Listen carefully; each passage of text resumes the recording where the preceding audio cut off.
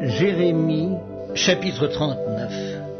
Lorsque Jérusalem fut prise, la 9e année de Sédécias, roi de Juda, le 10e mois, Nebuchadnezzar, roi de Babylone, vint avec toute son armée devant Jérusalem et en fit le siège.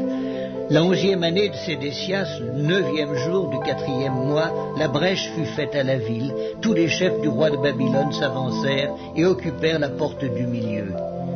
Nergal-Sharezer, Samgar-Nébu, Sarsékim, chef des eunuques, Nergal-Sharezer, chef des mages, et tous les autres chefs du roi de Babylone. Dès que Sédécias, roi de Juda, et tous les gens de guerre les eurent vus, ils s'enfuirent et sortirent de la ville pendant la nuit, par le chemin du jardin du roi, par la porte entre les deux murs, et ils prirent le chemin de la plaine. Mais l'armée des Chaldéens les poursuivit et atteignit Sédécias dans les plaines de Jéricho. Ils le prirent et le firent monter vers Nebuchadnezzar, roi de Babylone, à Ribla, dans le pays de Hamath. Et il prononça contre lui une sentence.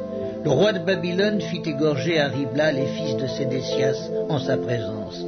Le roi de Babylone fit aussi égorger tous les grands de Juda. Puis il fit crever les yeux à Sédécias et le fit lier avec des chaînes d'airain pour l'emmener à Babylone. Les Chaldéens brûlèrent par le feu la maison du roi et les maisons du peuple, et ils démolirent les murailles de Jérusalem. Nebuzaradan, chef des gardes, emmena captifs à Babylone ceux du peuple qui étaient demeurés dans la ville, ceux qui s'étaient rendus à lui, et le reste du peuple. Mais Nebuzaradan, chef des gardes, laissa dans le pays de Juda quelques-uns des plus pauvres du peuple, ceux qui n'avaient rien, et il leur donna alors des vignes et des champs. Nebuchadnezzar, roi de Babylone, avait donné cet ordre au sujet de Jérémie par Nebuzaradan, chef des gardes. Prends-le et veille sur lui, ne lui fais aucun mal, mais agis à mon égard comme il te dira.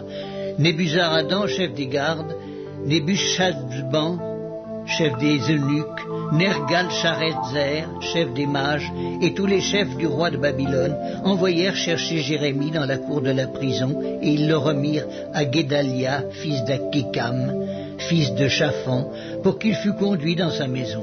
Et il resta au milieu du peuple.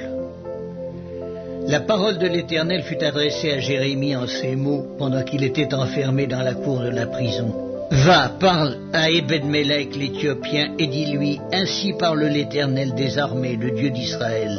Voici, je vais faire venir sur cette ville les choses que j'ai annoncées pour le mal et non pour le bien. Elles arriveront en ce jour devant toi. Mais en ce jour je te délivrerai, dit l'Éternel, et tu ne seras pas livré entre les mains des hommes que tu crains. Je te sauverai et tu ne tomberas pas sous l'épée. Ta vie sera ton butin parce que tu as eu confiance en moi, dit l'Éternel.